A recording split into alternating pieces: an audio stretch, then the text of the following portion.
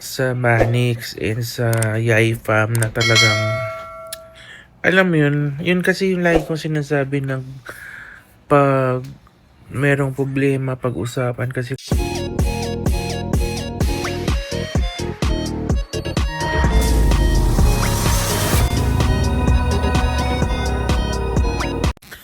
Hi guys! So ayun, hindi pa nagsi-sink in sa'kin kung ano yung nangyayari kahapon or kailan ba yun, nung Tuesday ata kasi basta sobrang gulo.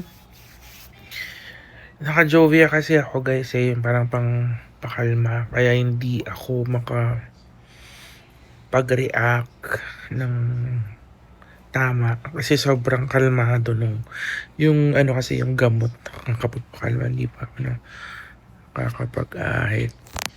And guys,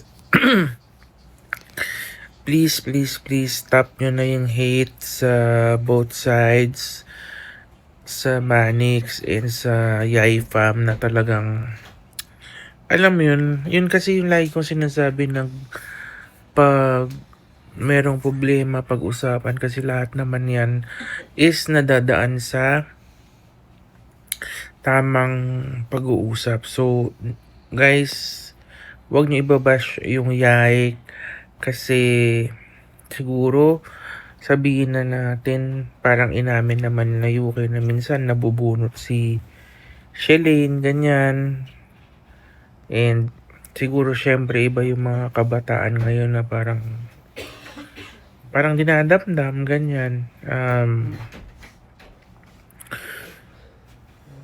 Ayun, di pa ako makapag-react guys. Pero next week, kasi next week pa ako makaka-uwi mga August 3 or mga ganon, Monday. Kasi nga, yung ngipin ko dito is parang umuuga. So, kailangan ko pa ipa-check up. And ayun guys, please, wag na kayo mag-repost. Wag nyo na i-post yung mga nakita nyong videos. Lilinawin namin lahat yan. And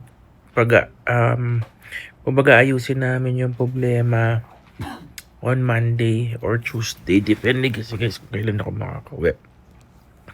Pero definitely, ayusin namin yan. Hanggat sana mapag-ayos namin, mapagbati namin yung dapat mapagbati. And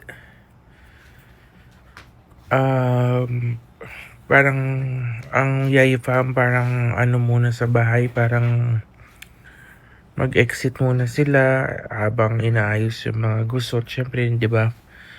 Pero ang request ko lang sa inyo guys, wag na kayong mag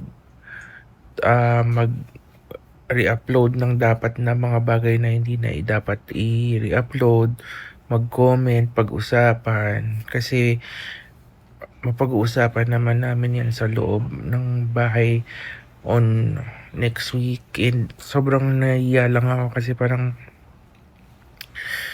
minsan na nga lang dumalaw dun si Mami Oni. Parang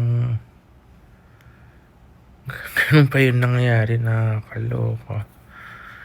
Ayun guys, please sana pag-pray nyo na maayos namin lahat to next week. Yun lang guys, thank you.